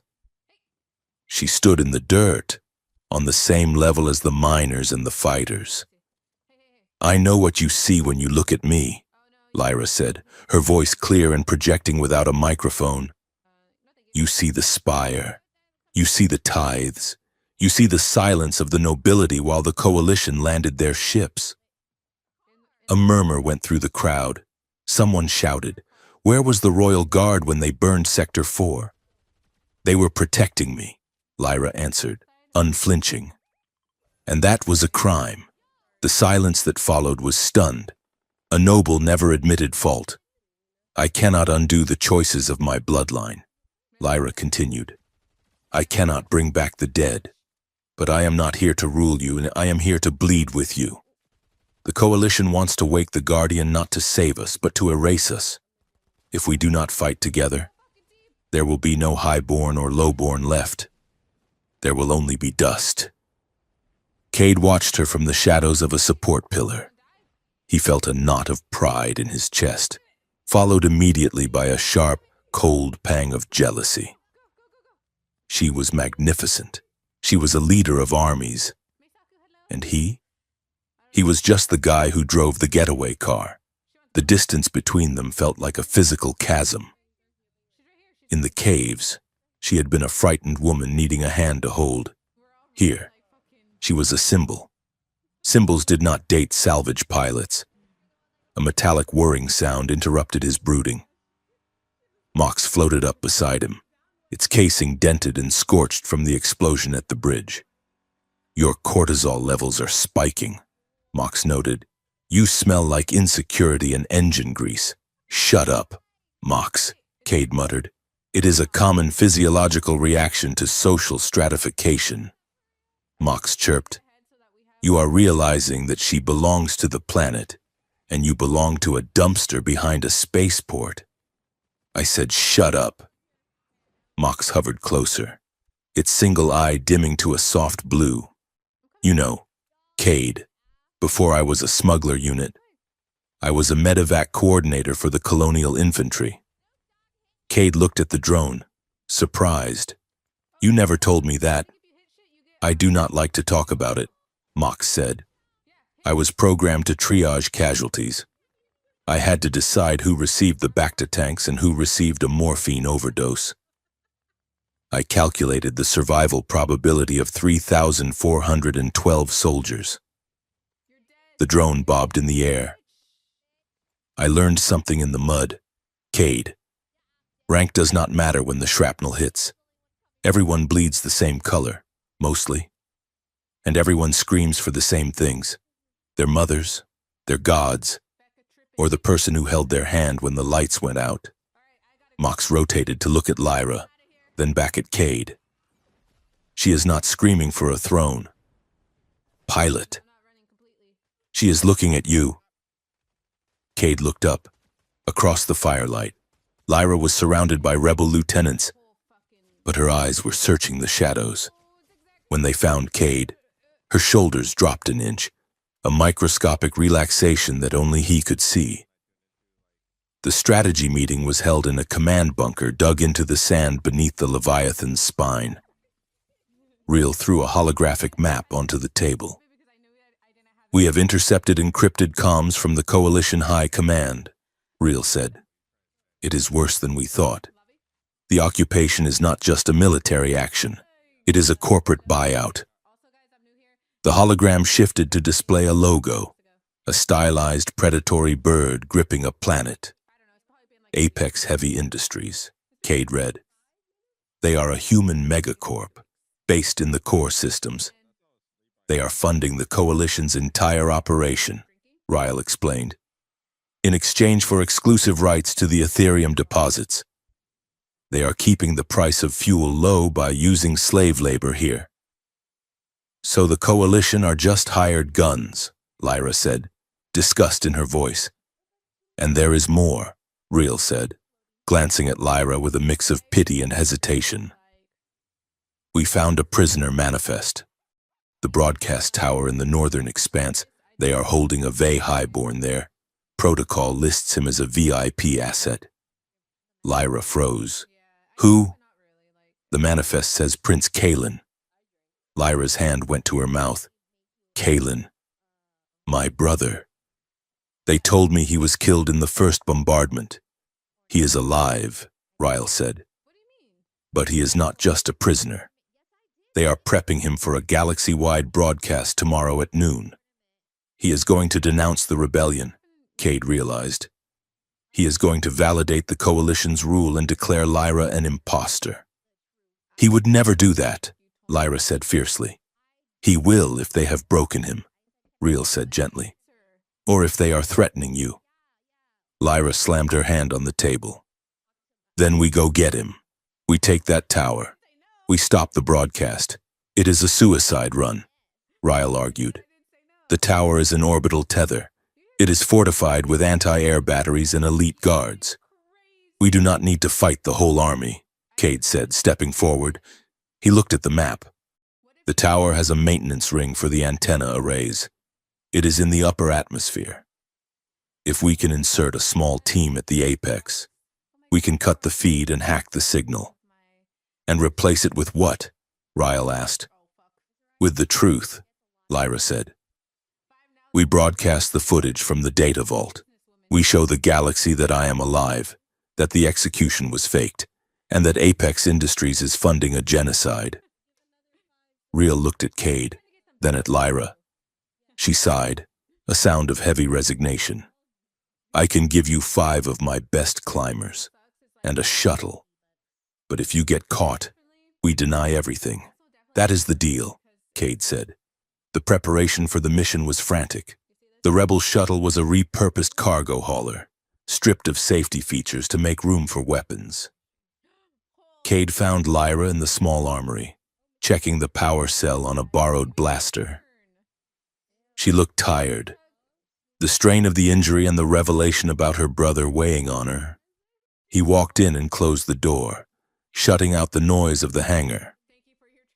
You don't have to go, Cade said. I can get your brother. I am not sending you to die for my family, Lyra said without looking up. Cade walked over and gently took the weapon from her hands. He set it on the bench and turned her to face him. Lyra, look at me. She looked up. The golden irises were rimmed with red. She was terrified, not for herself but for Kaelin. If we do this, Cade said, there is no going back. The Coalition will hunt us to the edge of the galaxy. I know, she whispered. I am scared. Lyra, Cade admitted. His voice was low, intimate, not of the guns. I am scared that if we win, you become the queen again. And I become the pilot who used to know you. Lyra stepped closer, closing the small gap between them. She reached up with her good hand and touched the rough stubble on his cheek. Do you think I care about the crown? She asked softly. Cade, I have spent my whole life surrounded by people who wanted something from me. Power, influence, legitimacy. She leaned in, her forehead resting against his chin. You are the only one who just wanted to save me. When I am with you, I am not a symbol. I am just Lyra. The air in the room felt charged, heavy with the smell of ozone and the heat of their bodies. Cade's hands found her waist, pulling her flush against him. He could feel the rapid beat of her alien hearts against his chest. I am not going anywhere, Cade said. Good, she breathed. Because I am terrified, and I need you to be my anchor. She tilted her head up. The kiss wasn't like in the holovids. It wasn't perfect. It was desperate, tasting of salt and fear and a fierce, possessive hope. Cade kissed her like he was trying to breathe life into her, and she kissed him back like he was the only solid thing in a dissolving world. When they pulled apart, breathless, Lyra rested her head on his shoulder. We choose this, she whispered. Whatever happens, we choose it. Yeah, Cade said, resting his chin on her silver hair. We choose it. Now, let's go steal a broadcast tower. The ascent to the orbital tether was a nightmare of turbulence. The shuttle shook so violently that Mox had to magnetize itself to the hull to avoid becoming a projectile. Lightning storms lashed the upper atmosphere, wrapping the black needle of the tower in sheets of electricity. Approaching the maintenance ring, Cade shouted over the comms, Grav dampeners are active. It is going to be 0G inside. The shuttle docked with a metallic clang. The airlock hissed open and the world tilted. Gravity vanished. Cade pushed off the bulkhead, floating into the vast cylindrical interior of the antenna ring. The space was dizzying, a hollow donut of machinery rotating slowly around the central spire. Above and below them, through transparent viewports, the storm raged. The rebel team fanned out, their mag boots clicking as they anchored to the walls. "Contact!" Reel's voice crackled. Coalition elites clad in white void armor emerged from the service hatches. They moved with practiced efficiency in the zero-G, pushing off debris and firing silenced plasma carbines. The firefight was chaotic and silent, the sound swallowed by the vacuum of the ring. Bolts of blue energy streaked through the air, burning ozone trails. Cade kicked off a support strut, spinning in midair to avoid a volley of fire. He fired back, the recoil of his rifle sending him tumbling backward. He grabbed a handhold, stabilizing himself. Lyra was a blur of motion. Her bio-armor, even damaged, allowed her to manipulate her own mass. She pushed and pulled herself through the air like she was swimming, firing her blaster with deadly precision. "Secure the control node," Lyra commanded. They pushed forward, fighting meter by meter toward the central hub. Cade saw a figure huddled near the console, a young man, thin and trembling, surrounded by armed guards. "Kalen," Lyra screamed. The guards turned their weapons on the prisoner. "Drop it!" the lead guard shouted, his voice amplified by his helmet speakers. Lyra froze, floating in the open air, her weapon raised. "Don't shoot," she begged. "That is my brother." Cade saw the guard's finger tighten on the trigger. He didn't think. He acted. He activated the emergency thrusters on his suit, fuel he was saving for the escape. He rocketed across the chamber, a human missile. He slammed into the guard just as the weapon fired. The shot went wide, searing the ceiling. Cade and the guard tumbled through the air, wrestling for the weapon. Cade smashed his helmet into the guard's visor, cracking the glass. He ripped the carbine free and fired point blank into the guard's chest plate. The guard went limp, drifting away into the machinery. Lyra reached Kalen. She grabbed his shoulders, shaking him. "Kalen, it is me." The young prince looked up. His eyes were glazed, pupils fully dilated. He was smiling, a drooling, vacant smile. "The dragon is hungry," Kalen slurred. "The nice men said the dragon is hungry." "They drugged him," Lyra whispered, horror in her voice. "They wiped his mind." "Mox! The console!" Cade yelled, covering the door as more guards poured in. Mox zipped to the terminal, interfacing with the port. "I am in, hacking the galaxy-wide feed. We have 30 seconds before they reroute the signal." Lyra looked at her brother, then at the camera lens staring down at them like a glass eye. She wiped the tears from her face. She stood tall, floating in the center of the ring, the storm raging behind her. "Put me on," she said. "You are live in 3, 2, 1. The red light on the camera blinked on. "People of the galaxy," Lyra said, her voice shaking but gaining strength. "I am Lyra Vey. You were told I was dead. You were told I was a traitor." Mox streamed the data files alongside her image, the contracts with Apex Industries, the blueprints of the Guardian, the fake execution footage. "Look at the truth," Lyra commanded. "The Coalition is not here for peace. They are here for profit. And they are willing to wake a monster to get it." Suddenly, the feed cut. Static filled the monitors. "They jammed us," Mox yelled. "They are scrubbing the signal." Cade looked at his datapad. The Coalition News Network was already spinning it. A banner headline flashed, "Rebel terrorists use deepfake AI to mimic deceased princess." "It didn't work," Cade said, feeling a cold pit in his stomach. "They are too fast. They control the narrative." "We have to go," Reel shouted. "Reinforcements are breaching the airlock." Cade grabbed Kalen, strapping the dazed prince to his back. "Move!" The retreat was a blur of panic and suppressing fire. They barely made it back to the shuttle. The airlock ceiling shut just as a rocket impacted the docking ring. The shuttle detached, diving back into the storm, leaving the tower burning in the darkness. Back at the Leviathan, the mood was funereal. Lyra sat by the fire, holding her brother's hand. Kalen was sleeping now, sedated by the medics. He was safe, but his mind was shattered. The drugs the Coalition used were a military-grade neurotoxin. He might never be the same. Real paced the dirt floor, furious. It wasn't enough. Real said, "We showed them the truth, and they called it a lie. The galaxy isn't coming to save us. Apex Industries has bought the news, the politicians, and the courts." Cade sat next to Lyra, cleaning his rifle. He felt heavy, exhausted. They had won the battle but lost the war. "So what now?" Cade asked. "We hide in this boneyard until they find us?" "No," Lyra said. She stood up. Her voice was quiet, but it carried a terrifying weight. "We tried the truth," she said.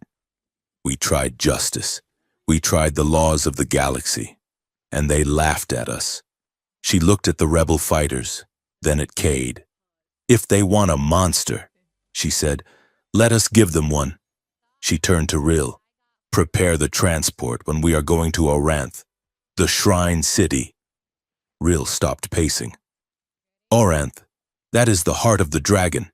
If you go there, the Coalition wants to wake the Guardian to control it," Lyra said. "They want to trigger a defensive response, but they are using brute force." She touched her chest, where her hearts beat in sync with the planet's hum. "I have the key. I can wake it fully, not as a weapon, but as a judge." "You want to wake the dragon?" Cade asked, standing up. "Lyra, that thing wiped out the precursors. It is a god of judgment. It might decide we are the problem. It might," Lyra admitted. "It will judge the Coalition. It will judge the rebels. It will judge me." She looked at Cade, her golden eyes burning with a desperate resolve. "It is a risk, a terrible one, but it is the only card we have left to play." Cade looked at her. He saw the fear she was hiding, the trembling of her hands. She was betting everything, her life, her people, her planet, on a myth. Aliens murdered the girl, Cade thought, but the woman who came back is dangerous. He holstered his weapon. "All right," Cade said, "let's go wake up a god." The rebels began to move, packing gear with a grim determination. The time for hiding was over. The time for judgment had begun. The approach to Oranth was not a journey through space, but a descent into time. The ancient shrine city lay in the southern hemisphere of Varos, hidden within a crater so vast it had its own weather system. As the rebel transport skiff skimmed over the rim, Cade looked down and felt a primal shiver race up his spine. Oranth was not built, it was grown. The city was a labyrinth of living stone and bioluminescent circuitry.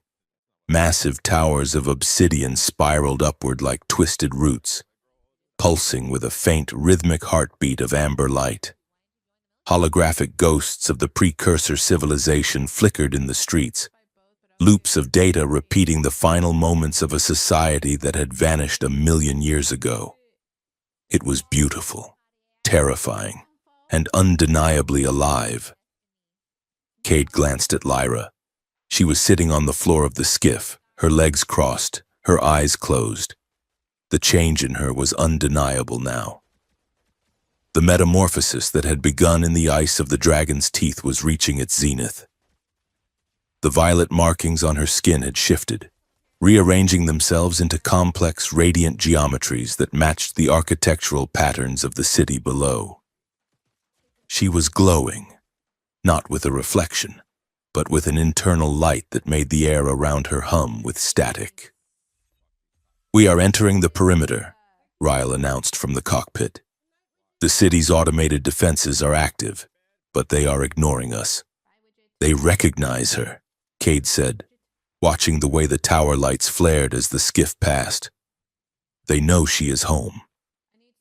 The skiff landed in a central plaza paved with tiles that shifted color under their boots. The air here was thick, smelling of ozone and crushed pine. Cade offered Lyra a hand. When their skin touched, a spark snapped between them, loud as a pistol shot. Cade flinched, but he didn't let go. "Careful. Pilot," Lyra murmured, her voice layered with a harmonic resonance. "I am running high voltage today." "You are doing great," Cade said, steadying her. "Just try not to fry my nervous system. I need that for flying." They moved toward the great gate, a massive archway sealed by a barrier of hard light. The rebel escort fanned out, their weapons looking primitive and toy-like against the backdrop of this ancient power. Lyra stepped up to the gate. She didn't speak. She simply placed her palm against the light. The barrier shivered, turning from an angry red to a soft, welcoming gold. The gate dissolved. Inside, the city was a cathedral of silence. The team moved deeper into the complex, guided by Mox's sensors and Lyra's instinct.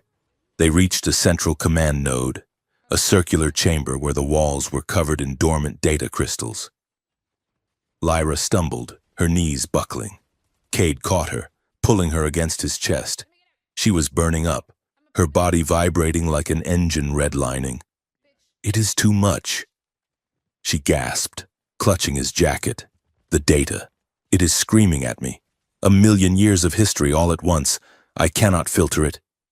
"Focus on me," Cade commanded, holding her face in his hands. "Ignore the ghosts. Ignore the city. Just look at me." He stared into her eyes. The golden irises were swirling, threatening to dissolve into pure light. He anchored her with his presence, his mundane human solidity. "Breathe. Lyra. 1, 2. In. Out." She matched his breathing. The frantic vibration in her skin began to smooth out into a steady hum. The connection between them was no longer just physical. It was a circuit. He was the ground wire for her lightning. "Better?" Cade asked softly. She nodded, leaning her forehead against his. "You are very quiet, Cade. Your mind. It is simple. It is peaceful." "I am going to take that as a compliment," Cade said. Mox floated between them, spinning its casing with an agitated whir. "I am initiating protocol privacy shield," the drone announced loudly. "What?" Ryle asked, stepping forward with a data pad. "We need to secure the perimeter." "Access denied," Mox chirped, blocking Ryle's path. "The Royal interface requires calibration, highly technical, very sensitive. Please stand back 10 meters to avoid romantic radiation burns." "Romantic radiation?" Ryle scowled. "You are a terrible liar. Droid." "I am a romantic strategist," Mox insisted. "Now back off, or I will ventilate the atmosphere in this sector." Reel rolled her eyes and signaled the squad to give them space. Cade shot the drone a grateful look. While Lyra stabilized, Mox interfaced with the room's central console. The ancient crystals flared to life, projecting a three-dimensional star chart into the center of the room. But it wasn't just a map. It was a log, a history of the Coalition's presence on Varos. "Look at this," Mox said, his voice dropping. "These files are dated 50 years ago, long before the official occupation began." Cade watched as the hologram displayed a timeline. It showed a series of red markers appearing on the planet's surface over the decades. "Offerings," Lyra whispered, stepping away from Cade to touch the light. The markers were ritual sites. The data revealed a horrifying pattern. The Coalition had not just stumbled upon the local superstitions, they had engineered them. For 50 years, Black Ops teams had staged disappearances, framing them as sacrifices to the dragon. feeding the fear, keeping the population terrified and pliable. And here, Mox said, highlighting a personnel file. Subject, Lyra Vey. Selection criteria, high empathy quotient, pacifist tendencies.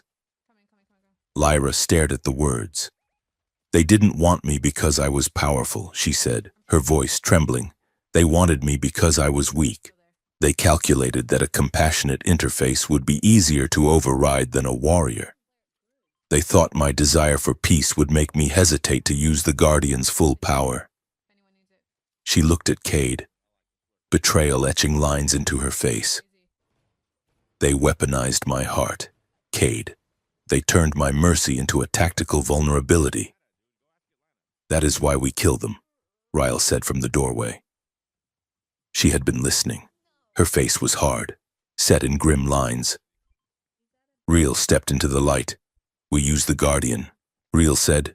We wake it up, and we point it at the Coalition fleet. We burn them out of the sky. No, Lyra said, that is genocide. It is war, Reel shouted. They have been butchering us for decades. They turned you into a puppet. And you want to what? Talk to them? I want justice, Lyra said firmly. The Guardian is not a gun. Reel, it is a judge. If I wake it in anger, if I use it to slaughter, then I am no better than the Coalition. I prove them right. I prove that organic life is too dangerous to exist. Who cares about the moral high ground when we are dead? Reel spat. Pilot, tell her, you are a soldier. You know how this works. If you have the big gun, you use it. Cade looked at Ryle, then at Lyra. He saw the fire in the rebel leader's eyes, the righteous, understandable desire for revenge. And he saw the agony in Lyra's eyes, the terrible burden of trying to be better than her enemies. He stepped to Lyra's side. I am not a soldier, Cade said. I am a salvage pilot. And you know what the first rule of salvage is? You don't break the thing you are trying to save. He looked Ryle in the eye. If she unleashes that thing as a weapon, it won't stop with the Coalition. It was built to judge civilizations. If we show it that we are just murderers with better tech, it will wipe us all out. She is right. We do it her way. Reel stared at him, her hand twitching near her holster. For a second, Cade thought she might draw. Then she spat on the floor. Fine, Ryle said. But when the Coalition breaches those doors, do not ask me to hold my fire. Alert, Mox interrupted. Long-range sensors detect multiple slip-space ruptures in orbit. The Coalition fleet has arrived. The ground shook.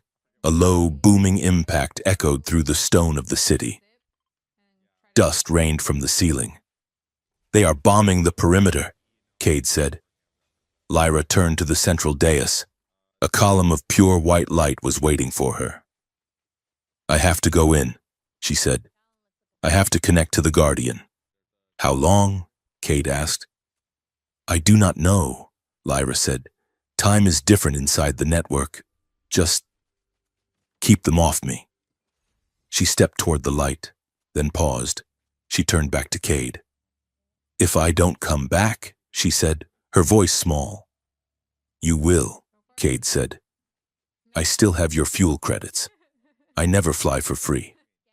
She smiled, a quick, brilliant flash of the girl beneath the Queen, and then she stepped into the beam. Her body dissolved into particles of violet light and was sucked upward into the ceiling. Cade turned to the door. Reel was already shouting orders into her comms. They are dropping mechs at the north gate, Reel yelled. Everyone to defensive positions. Cade checked his rifle. He looked at Mox. Can you interface with the city defenses? Cade asked. I can try to activate the automated sentries, Mox said. But the code is 1,000,000 years old. It is like trying to program a hyperdrive with a stone tablet. Just do it, Cade said. He ran to the barricades. Outside, the sky was falling. The Coalition ships hung low in the atmosphere, raining drop pods like steel hail. Walkers, massive quadrupedal tanks, stomped through the holographic ruins, their cannons tearing chunks out of the living towers. The rebels fought with desperation.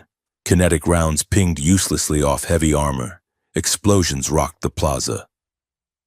Cade took cover behind a fallen statue, firing precise shots at the optical sensors of a walker.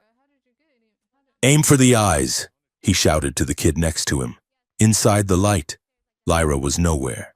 She was floating in a void of absolute black, no sound, no gravity, just the sensation of being watched by a billion eyes. "Identify," a voice spoke. It didn't come from outside, it vibrated in her marrow. Lyra Vey, she thought, projecting the concept of herself. "Daughter of Varos." "Incorrect," the voice boomed. "You are a biological variable, a temporary configuration of carbon and water." The darkness shifted. Stars appeared, but they were not stars. They were nodes of data. The Guardian revealed itself. It was not a dragon. It was a constellation of intelligence, a vast, shifting web of logic that spanned the planetary crust. "You seek to activate the judgment protocol," the Guardian stated. "I seek justice," Lyra projected. "Justice is a subjective construct," the Guardian replied. "I have watched your species. I have watched the invaders. Both consume, both destroy. Why should I intervene? Why should I not simply sterilize the surface and allow the biosphere to reset? It would be more efficient." Images flooded Lyra's mind, not just pictures, but sensory experiences. She felt the whip cracking on the back of a miner in the deep tunnels, a miner her father had employed. She tasted the ash of a burning forest, torched by Vey expansionism centuries ago. She saw the cruelty of her own bloodline, the arrogance, the indifference. "Your people are parasites," the Guardian judged. "You claim the moral high ground, but your foundation is built on bones." The guilt hit her like a physical blow. She fell to her knees in the void. The Guardian was right. She was not a hero. She was the beneficiary of a broken system. The coalition was evil, but her people were not innocent. "You are flawed," the Guardian intoned. "You are unworthy." The darkness pressed in. Lyra felt herself unraveling. The shame was too heavy. It would be easier to let go, to let the Guardian wipe it all clean, to end the pain. "Surrender," the Guardian whispered. "Peace lies in extinction." Back in the plaza, the line was breaking. A walker smashed through the barricade, its plasma cannon vaporizing 2 rebels instantly. Cade was thrown backward by the blast, his ears ringing. He scrambled up, coughing dust. "Hold the line!" Ryle screamed, firing her heavy repeater until the barrel glowed red. Cade looked back at the command tower. The light was flickering. Lyra was failing. He didn't know how he knew, but he felt it. The bond they had formed, the resonance, it was tugging at his chest. She was drowning. "Mox," Cade yelled into his comms. "Patch me into the tower. Open a channel to the central node." "I cannot," Mox replied. "The energy density is too high. Just do it.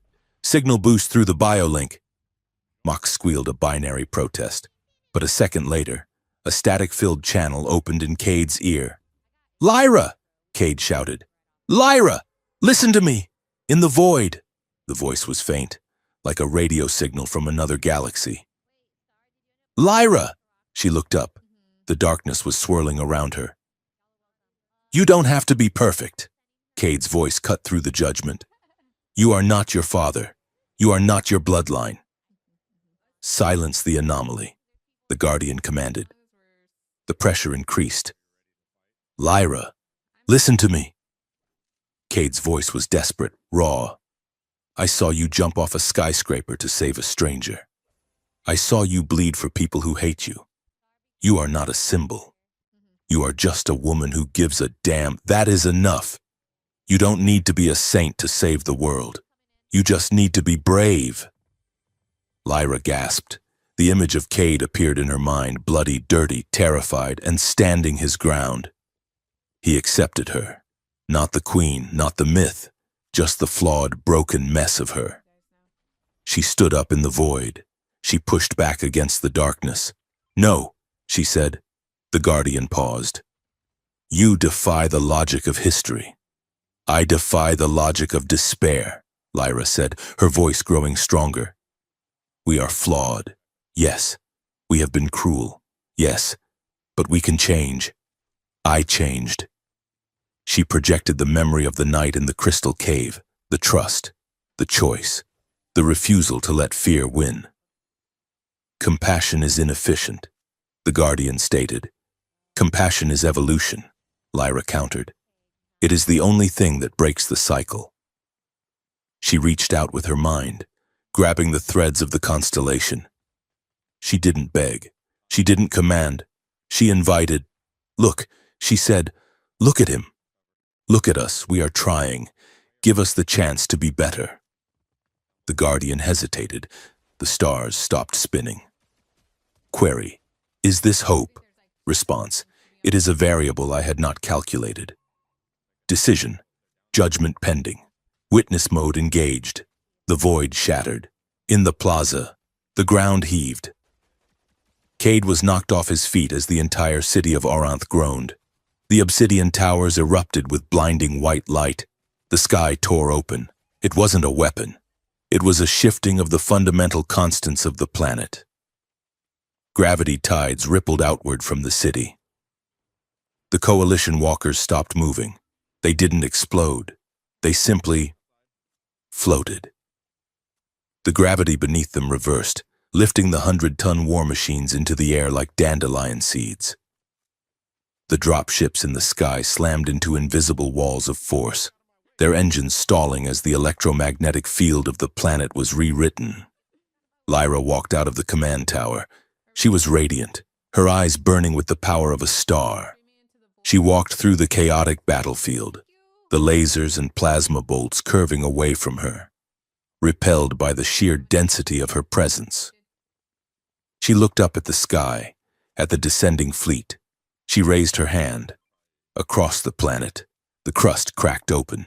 Beams of pure energy shot up from the surface, forming a cage of light around the world. The dragon was awake, and it was watching. Cade pulled himself up from the rubble. He watched the coalition ships drifting helplessly in the gravity tides. He looked at Lyra, standing amidst the storm of light, terrifying and magnificent. She turned to look at him. The glow in her eyes faded just enough to reveal the woman underneath. She looked exhausted. She looked triumphant. "Did it work?" she mouthed. Cade laughed, a breathless, hysterical sound. "Yeah, Your Highness, it worked." The dragon had risen, not to destroy, but to hold the whole world still and force it to listen. The war was over. The judgment had begun. The awakening of the dragon was not an explosion. It was a rewriting of the laws of physics that governed Varos. From the observation deck of the Auranth command spire, Cade watched as the impossible unfolded across the planet. The sky, usually a bruised purple, was now laced with auroras of gold and violent violet, shimmering grids of hard light that spanned from the equator to the poles. The coalition fleet, thousands of heavy cruisers and destroyers that had descended to glass the city, hung suspended in the atmosphere like insects trapped in amber. They were not destroyed. They were simply denied permission to move. The gravity tides emanating from the planet's core had seized the ships, locking their propulsion systems in a stasis field of terrifying precision. Cade saw the engines of a massive dreadnought flare blue, trying to fight the hold, but the ship did not budge an inch. It was as if the planet itself had decided that war was no longer allowed in its airspace. On the ground, the effect was even more surgical. The coalition walkers that had been marching on the Great Gate were dismantling themselves, the ancient nanotech within the soil, dormant for 1,000,000 years, had risen like silver dust, eating through the firing pins of kinetic cannons and fusing the servos of power armor. It was the most violent act of pacifism Cade had ever seen. Lyra stood at the console, her hands buried in the stream of light. She was sweating, her teeth gritted, her bioluminescent markings pulsing with a frantic, strobing rhythm. "I cannot hold it," she gasped, her voice strained. "It is too big. The Guardian is trying to sterilize the fleet. It wants to crush the hulls. I am fighting to keep the stasis non-lethal." "You are doing it," Cade said, moving to support her. He could feel the heat radiating off her, the sheer kinetic force of the energy channeling through her nervous system. "Just hold the line. Lyra, we have a problem," Mox interrupted. The drone was plugged into the city's defensive grid, its casing spinning wildly. "The Coalition is not just sitting there. They have deployed a strike team to the core chamber beneath us." "How?" Cade asked. "The gravity is locked. They used a phase drill," Mox reported. "They bypassed the physics grid. They are trying to manually override the Guardian at the source. If they sever Lyra's connection there, they can take control of the awakening. Who is leading them?" "Unknown," Mox said. "But they have a biometric key, a second signal that matches the royal frequency." Cade looked at Lyra. Her eyes widened. "Kaelin," she whispered. They scrambled down the central shaft of the spire, moving through the hollow bones of the city.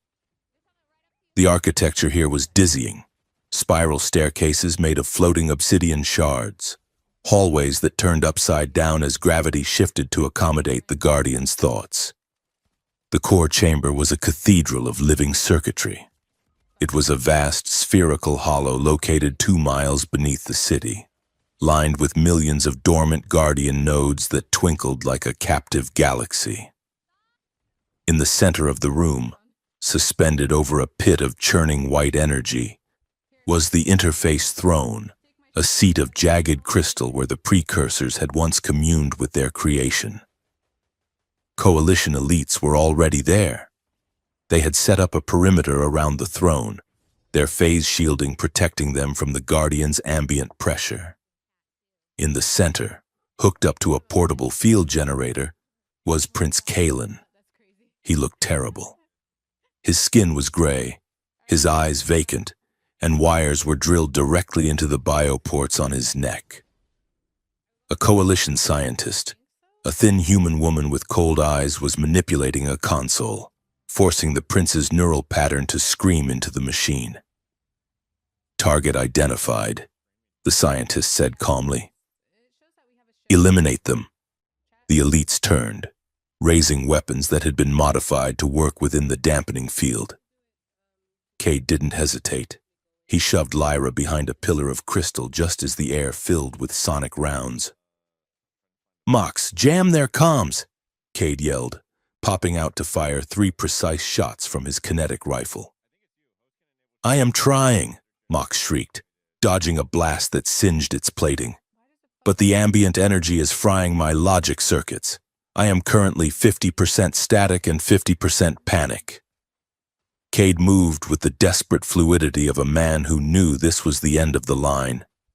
He wasn't fighting for a flag or a paycheck. He was fighting for the woman shivering behind the pillar. He slid across the polished floor, kicking the legs out from under an elite guard and driving the butt of his rifle into the soldier's helmet. "Lyra, get to the throne!" Cade shouted over the roar of the energy pit. "I cannot leave Kaelin," she cried out, peering around the cover. "They are killing him." The scientist ramped up the power on her console.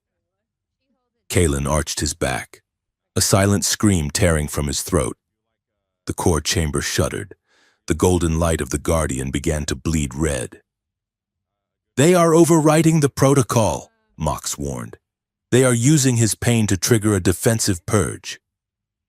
Lyra stepped out from cover. She didn't have a weapon. She didn't need one. She raised her hand, and the bio-armor she wore flared with blinding intensity. She grabbed a handful of the ambient energy filling the room, the raw thoughts of the dragon, and threw it. A wave of force slammed into the elite guards, knocking them off their feet. It wasn't magic. It was the command authority of a queen manipulating the environment of her ancestors. Lyra sprinted toward the throne. The scientist drew a pistol, aiming at Lyra's head. Cade saw it happen in slow motion. He was too far away. He couldn't reach her. "No!" he roared, but the shot never came. Kalen, fighting through the haze of the drugs and the neural torture, snapped his head up. He saw his sister running toward him. He saw the gun. For a heartbeat, the vacant look in his eyes vanished. The brother who had taught Lyra to climb the spires of the palace returned. Kalen lunged against his restraints. He didn't pull away from the machine. He pulled into it. He grabbed the interface cables with his bare hands and slammed them together, creating a short circuit in his own bioport. The feedback loop exploded outward. The console sparked and detonated, throwing the scientist backward into the pit. Kalen slumped in the chair, smoke rising from his neck. "Kalen!" Lyra reached him, tearing the wires from his skin. He looked up at her, his eyes unfocused, blood trickling from his nose. "Lyra," he rasped. His voice was a ruin. I didn't want to be the king. I know." Lyra wept, holding his face. "I know. Take it," he whispered. He reached into his pocket and pulled out a small, crystalline shard, the master key to the throne, the one the coalition had forced him to use. "Take the burden." He pressed it into her hand, and then he lost consciousness, his head falling against her chest. Lyra looked at her brother, then at the throne.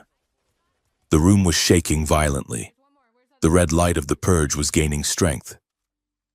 The Guardian was confused, hurt, and ready to lash out. Cade slid into the center of the dais, reloading his rifle. "Lyra, do it!" Cade yelled. "We have incoming!" More elites were dropping from the ceiling vents. Lyra stood up. She looked at Cade. The air between them was thick with ozone and death. "Cover me," she said. "Always," Cade replied. Lyra stepped onto the interface throne and sat down. She jammed the shard into the armrest. The world turned white. Lyra was back in the void. But this time it wasn't empty. It was a storm of fire. The Guardian was screaming. A cacophony of million-year-old logic loops corrupted by the Coalition's torture. Pain, betrayal, purge, purge, purge. The intent was clear. The Guardian was preparing to crack the planet's crust and vent the atmosphere, wiping the slate clean to stop the irritation. Lyra didn't fight the fire. She walked into it. "Guardian!" she projected, her voice ringing through the digital inferno. "Stand down!" The parasites bite. The Guardian roared. "They must be removed." "They are not parasites," Lyra said. "They are fearful children. And you are not a murderer. You are a judge." She opened her mind completely. She didn't hold back the secrets. She showed the Guardian the truth of the Coalition, the greed, the contracts, the manipulation. But she also showed it the truth of the resistance, the hope, the sacrifice, the love. She showed it Cade. She showed the Guardian the moment on the bridge when he held her as they fell. She showed it the way he looked at her, not as a weapon but as a person. She showed it the pilot who refused to leave. "This is what we are," Lyra said. "We are messy, we are broken, but we love. Do not burn us. Teach us." The fire began to cool. The red shifted back to gold. Query. "What is the desired outcome?" the Guardian asked. "Annihilation of the aggressor?" Lyra hesitated. It would be so easy. She could wish it, and the Coalition fleet would be crushed into scrap metal. It would be justice, of a sort. "No," Lyra said. "No annihilation." "Then what?" "Truth," Lyra said. "Give them the truth, in the core chamber." Cade fired his last round. His rifle clicked empty. An elite guard was charging him with a monofilament blade. Cade drew his survival knife, bracing for the impact. Suddenly, the guard stopped. The blade fell from his hand. The guard grabbed his helmet, screaming. It wasn't a sonic attack. It was a broadcast. Every screen, every data pad, every helmet HUD, every holographic billboard across the entire sector simultaneously hijacked. The dragon spoke. It didn't speak in words. It spoke in data. The files from the Obsidian Spire were dumped onto the galactic net. But it was more than that. The Guardian unlocked the deepest surveillance archives of the planet. The galaxy saw the secret meetings between the Coalition High Command and Apex Industries. They saw the forged signatures on the execution orders.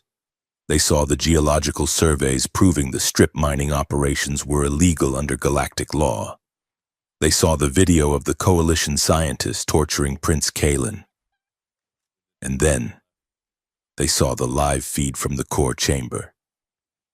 They saw a salvage pilot standing over a fallen prince, defending a glowing woman who sat on a throne of crystal. The truth hit the Coalition fleet like a physical shockwave. On the bridge of the flagship, the Admiral stared at his screens as his own crew turned to look at him.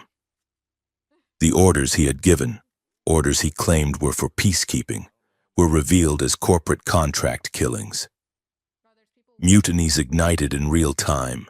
Captains refused to fire. Soldiers dropped their weapons. The justification for the war had evaporated in 10 seconds of absolute transparency.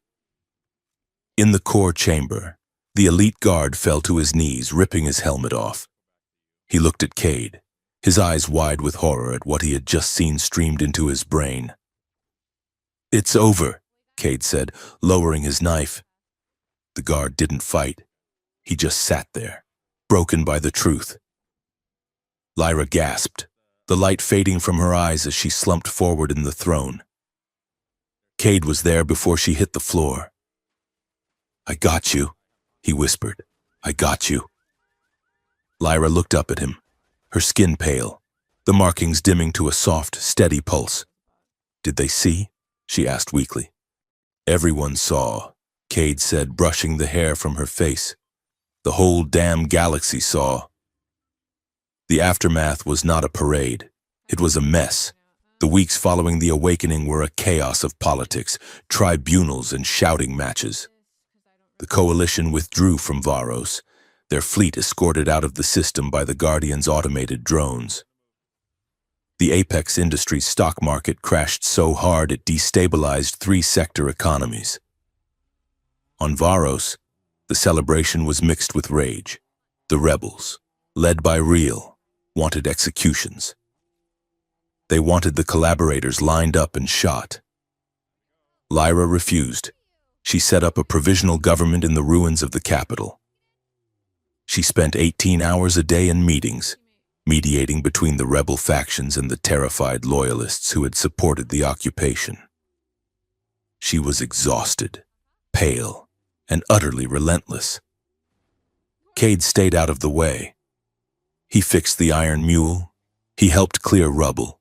He watched her from a distance, surrounded by advisors and guards. He felt the distance growing again. The crisis was over. The Queen was back on her throne. The pilot was just a pilot. One evening, 3 weeks after the awakening, Cade stood on the landing pad of the reconstructed spaceport. The suns were setting, painting the sky in the familiar bruised purple, but the air felt cleaner. The iron mule was fueled and prepped. "Going somewhere?" a voice asked. Cade turned. Lyra was standing there. She wasn't wearing her royal silks. She was wearing a flight jacket and sturdy boots. Mox was floating beside her, carrying a small duffel bag. "I figured it was time," Cade said, leaning against the landing strut. "You have a planet to run. I have a debt to Jarek to pay off. And I am not really the courtier type." Lyra walked across the tarmac. She stopped a few feet from him. You think I did all this so I could sit in a room and argue about tax codes? She asked. Someone has to, Cade said. You are the queen, Lyra. You won. I didn't win, Lyra said. We survived. There is a difference. She looked at the ship, then back at him. I abdicated this morning, she said casually. Cade choked on the air. You what? I set up a democratic council, Lyra said. Real is the Minister of Defense. My brother, when he recovers, will lead the diplomatic corps. I told them that Varos doesn't need a monarch. It needs citizens. And what does Varos need you to be? Cade asked. Varos needs me to disappear for a while, Lyra said. I am too much of a symbol. As long as I am there, the people will look to me for permission to breathe. They need to learn to stand on their own. She took a step closer. And besides, she said softly, I heard a rumor. What rumor? That there is a salvage pilot who is short a crew member, Lyra said, and that he is terrible at negotiating fuel prices. Cade looked at her. He looked at the hope in her eyes, the same hope he had seen in the crystal cave, the same hope that had stopped a machine god from incinerating the world. You are overqualified, Cade said. I can't afford you. I work for a share of the profit, Lyra countered. And I come with my own security drone. I object to the term drone, Mox interrupted. I am a sovereign digital entity and chaperone unit, and I require a bunk with a view. Cade laughed. It was a real laugh, light and free. He reached out and took Lyra's hand. The spark was still there, the faint hum of the resonance that bound them together. It wasn't dangerous anymore. It felt like home. You know, Cade said, pulling her toward the ramp, the galaxy is a big place. There are a lot of broken things out there that need fixing. Then let's go fix them, Lyra said. They boarded the Iron Mule. The engines roared to life, a sound that used to mean escape, but now meant beginning. The ship lifted off, climbing through the atmosphere, past the dormant Guardian drones, past the wreckage of the war and into the sea of stars. As they broke orbit, Cade looked at the display screen. The news feed was still scrolling, playing the clip of the awakening over and over. A commentator was speaking, their voice filled with wonder. They say aliens murdered the girl and left her as an offering to the dragon, the commentator said, repeating the old line that had started it all. Cade smiled, engaging the hyperdrive. But when the thirsty human saw her, he thought, finishing the story for himself, he refused to believe she was truly gone. And because he refused, the girl became a revolution, the dragon became a judge, and the universe learned that the only thing stronger than a weapon is the truth. Punch it. Mox, Cade said. The stars stretched into lines of light, and they were gone.